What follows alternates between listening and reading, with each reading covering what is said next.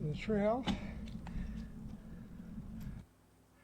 Okay, in this example using multi-view, we're going to use the full screen playback, and I can switch between them using the top keyboard keys for the numbers corresponding to the monitor. So for example, right now I have these two videos in panels 3 and 4, so I can just hit 3 if I wanted the view from the body cam, 4 from the view from the handlebar.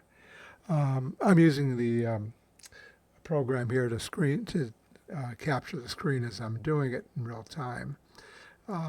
Now, if I wanted to change, for example, the view here on on the fourth video, which is the body cam, I can just put my cursor on the video itself, and then I can hit F8 to remove the border, and then I can grab it, and then I can actually change the size to be anything I want.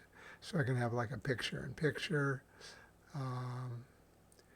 and then let's say if I wanted to make this that size, and then I just hit the border, I just remove the border. If I want to zoom in on that one, I just hit the Z key.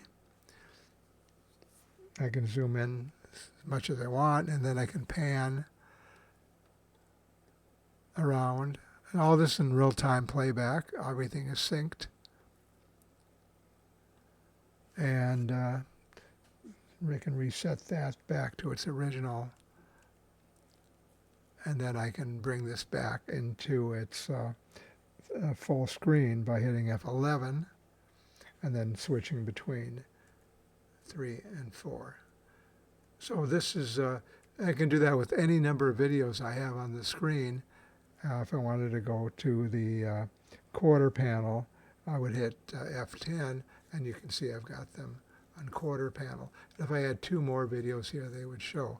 Go back to full screen, and then switch between 3 and 4. So this gives you some idea of some of the things you can do with multi-view as playing back the videos as if it were doing a live stream.